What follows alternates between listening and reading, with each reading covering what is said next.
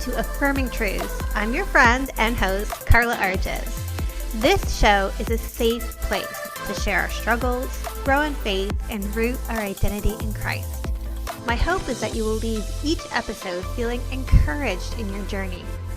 Subscribe so you don't miss an episode, and it would mean the world to me if you would leave a review. I am so glad you're here. Let's get started. Hey, Affirming Truths. It is Carla here with another bonus episode, and I am so excited for the guest I have with us today. We are speaking to Jenell Jones, who is the author of Shattered, which just released this past mid-month, this May 16th. And in this book, she really shares the truth behind America's foster and adoption system, the challenges of raising kids with mental and physical traumas, and really draws on her own experience of her adoption story with her daughter, Mercy. Welcome to the show, Jenell. It is so great to have you here. Thank you. Thank you for having me. It is a pleasure to be here. When your story came across my inbox, I was really interested in it because I have quite a few friends in the Canadian system that have gone through the foster and adoption system and really have been caught off guard with the amount of challenges post-adoption that comes with children that have had trauma and undiagnosed mental illness and a lot of times physical illness, and they have felt under-resourced, not supported, and it has created trauma in their own life trying to navigate that. So why don't you share with us a little bit about your story? So, I am a mother of a large family. So, I have 7 children, including Mercy. I had 6 before Mercy, of course, and Mercy is the baby. So, we fell in love with Mercy. Well, I fell in love with Mercy one day at church, and we ended up bringing her home. My husband used the words, "What is one more?" Mm-hmm. So I really thought it was going to be a case of, I'm going to get this child, I'm going to give her all the food she can eat, I'm going to put her in pretty dresses and put bows in her hair and, put her in private Christian school like my other kids, and we're going to live happily ever after. And boy, was that not the case. And a lot of it wasn't the case because there was a lot of things that were hidden from us in the adoption. And it was all wrapped around words like, "We've prayed for a family like yours." So it just seemed so perfect. So, they were using all the right buzzwords. And yeah, we ended up in a little bit of a mess. And what did that mess look like? How did that mess manifest in your lives? The issue with me is because of my background in early childhood and because I work with difficult children. I'm no stranger to kids. It took a long time for it to manifest. People tend to think that I maybe should have seen it before, but I really felt that it was a challenge. She needed structure and she needed guidance and she needed discipline, and she did. But what also happened was mental illness started creeping in. Trauma started creeping in. This child had a past that Lifetime movies are made about that don't end well. And we didn't know all that. So we brought her in, and then all of these things started happening. And there was a good part of me that was like, okay, we need more Jesus. I need to pray more. I need to give her more structure. And it was more than that. And a lot of it was because we weren't told what we should have been told. Yes, because how you approach trauma, and I know this from my own life being a trauma survivor, and how you approach mental illness. And I have that own experience of navigating that with my son who has mental illness is different. It's different. It's not about breaking the will. It's not about getting the child to conform to the rules. There's another layer of compassion and grace and love and understanding and professional help and guidance that's needed. And when the child has trauma and mental illness combined. Yes. And when you're unaware. So you're exactly right. Because everyone will always go to, everyone who loves you and those who don't also, oh, you just need to be stern with her. You just need to do this and you just need to do that. And that can really have you losing a lot of vital time, especially when it comes to children and their brains are developing and you need to put in interventions and you need to get professional help, as you said. And if you are unaware of the mess you have, then it really can hurt you because you waste so much time. What toll did it take on you personally going through this? It took a huge toll. So professionally, personally, when Mercy came to our lives, I was probably at the height of my career. If you look at it now, I had 5 childcare centers. I was writing grants. I was at the time I was like one of the largest grant holders for this early Head Start contract. I today have 2 childcare centers and I'm barely hanging on to them Mm. because mentally I'm still affected. My children are, I call the book Scattered for a reason. My children are traumatized. Me and my husband are currently separated, and it's not all because of Mercy, but it definitely didn't help, the issues we were facing. So it did take a big toll. But I will say, even in that toll, it pushed me closer to God. I was So I gonna will say, yeah, I will say now I'm closer to God than I ever have been. So if there is, he's going to get the glory out of this story regardless. But that's the thing, it took a huge toll and I'm still traumatized. I'm like, this is what PTSD feels like. This is what, trauma brain feels like. I have it all right now. Yeah. Now, how did you reconcile in the thick of it? And it sounds like you still are in the thick of it. How do you reconcile, like, God, if was your will to care for the orphans, to care for the marginalized, to care for, you know, your children, if this is in your will, how is it looking so rough? Why is there this shattering? How have you reconciled doing what you believe God has called you to do, and at the same time having this path of destruction in the wake of it? I have to say, I have to point to Jesus. So we all have a cross. And even when he was in that wilderness sweating blood, he didn't want to do it either, and it wasn't easy for him and it's not easy for us. Thank God I am a church girl. And even when I didn't want to acknowledge that I was a church girl, though that was in me, right? And so it comes up. And God has always told me that from a long time, what I go through, I have to tell the story. I never thought I would write a book, and I never thought I would be telling a story like this, because I'm a transparent person. Like, I will say what I do wrong, what I don't do wrong. I've always been that way. And he came to me, and I knew I had to write this book because I had to tell what was going on, and not just to tell my story, but to really cause change. And so that's really what my prayer is. Something good will come. All things work together for the good. And Mhm. that's my platform, that this is going to work together. There's going to be a child that's saved. I know my child is going to be saved. I know my family is going to be reconciled.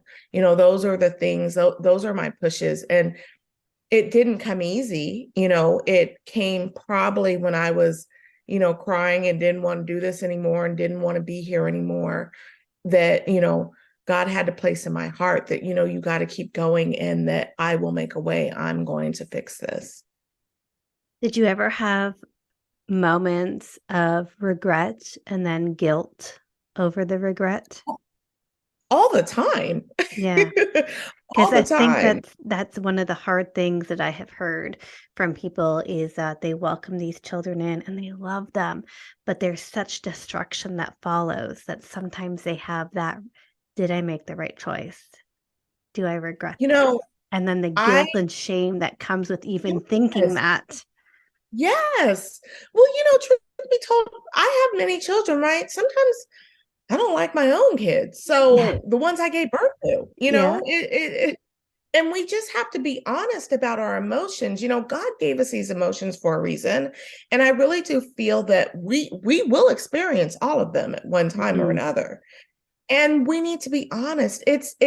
We shouldn't be filled with shame because this is hard and because we don't have the support and we really may be in over our head.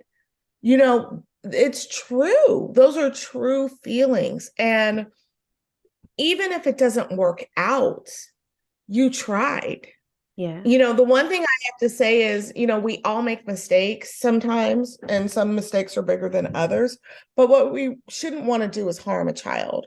Yeah. And when we are going through something and it's to the child's detriment, we need to make changes. We shouldn't just keep that child and hurt them. And so Mhm. I think it takes a different type of person to admit that. But all the time, as a mom, my child has a cold, my child is sick and it gets to something else and I didn't take him in because I thought it was a cold and I feel guilt and shame. Those are natural things. And when we're dealing with something this big of a child that's, ripping us apart, sometimes themselves apart, our homes apart, of course, Mhm. there's nothing we should be shamed about because very few people are going to be able to do this perfectly. Yeah. Yeah. And how is Mercy doing now? We are still on this journey. Yeah. So, and you talk about guilt and shame. Even where we're at now, Mercy is in a group home. She lives outside the home, and that's what's safest. And she's doing remarkably better. But we've made a decision that she still has quite a few issues, and it's not safe for the family to come home. Mhm. Well, they want her to come home because they say she's doing better. But the experts that I've brought in have said, no, we don't think that's a good idea.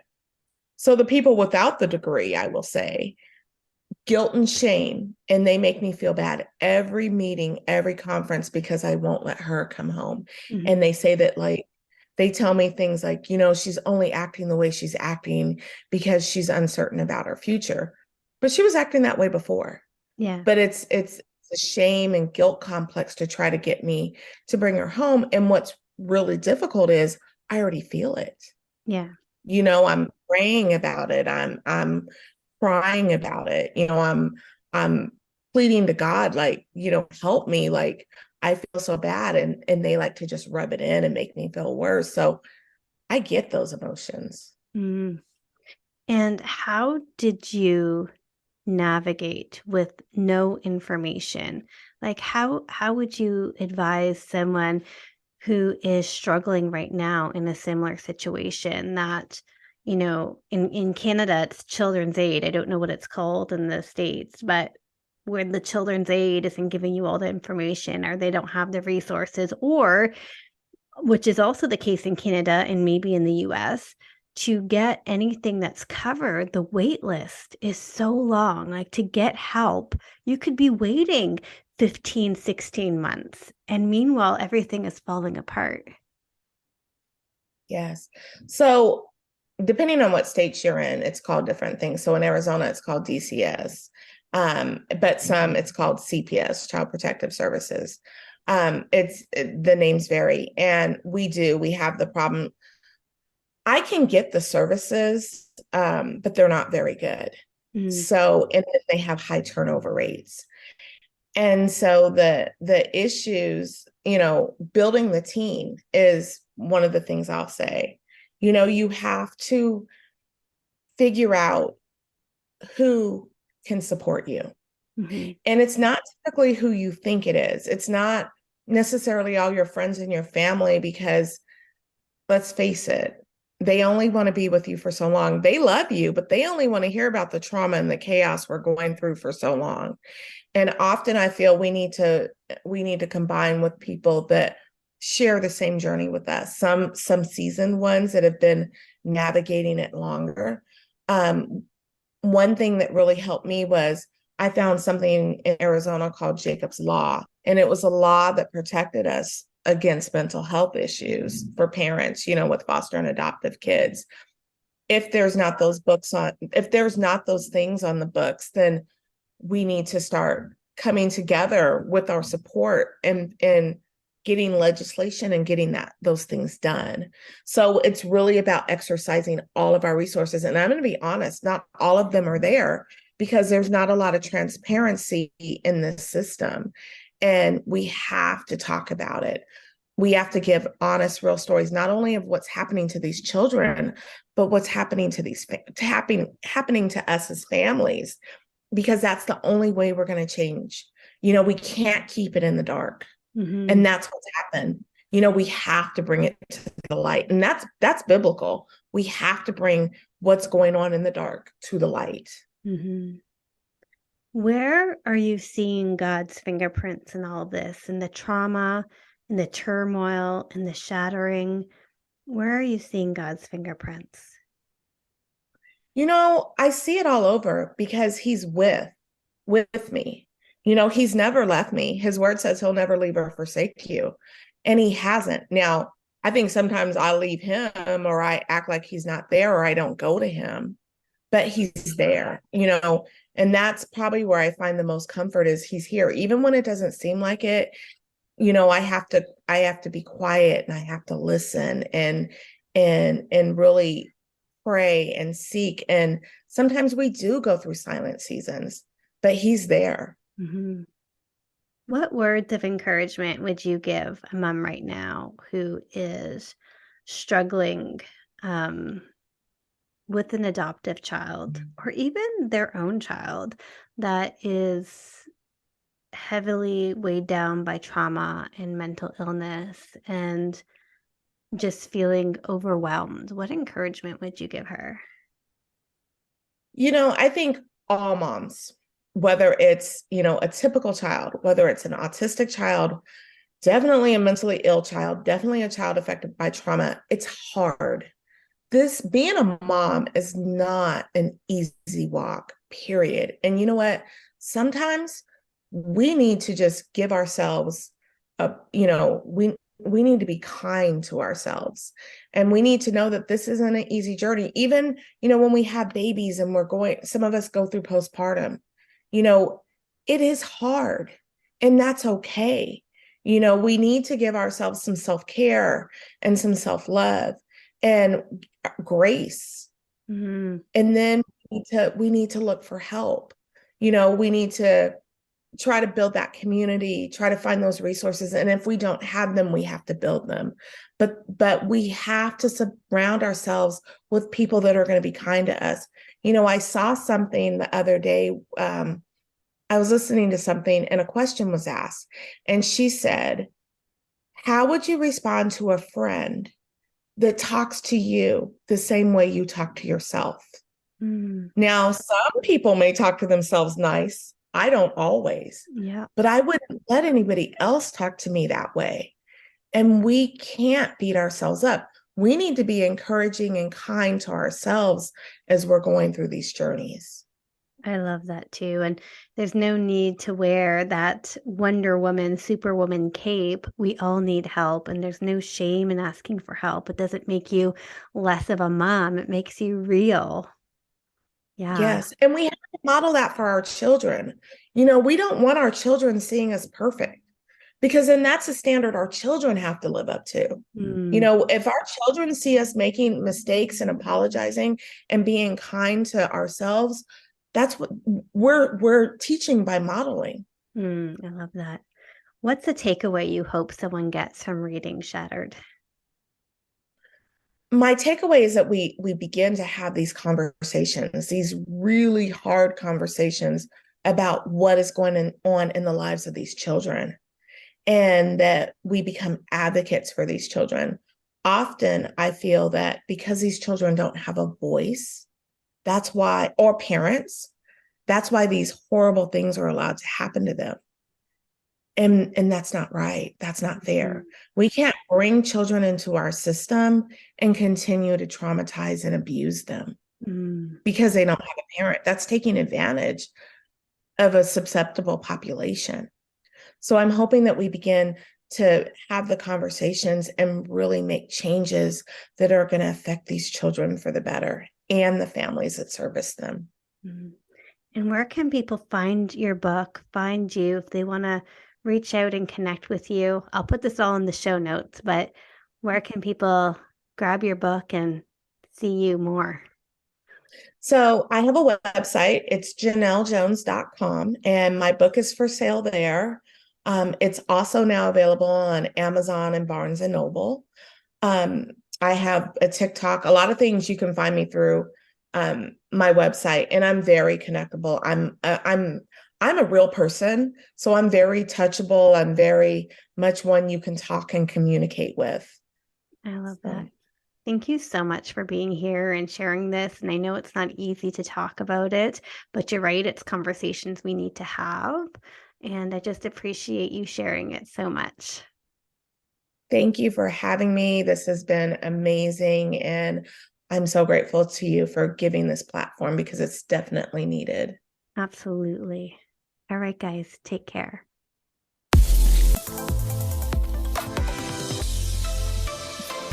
Thanks for joining me today. I hope we're already friends on social media, but if we're not, come find me on Instagram at Carla Arges or at Affirming Truth. Can't wait to see you back here next week. Bye, friends.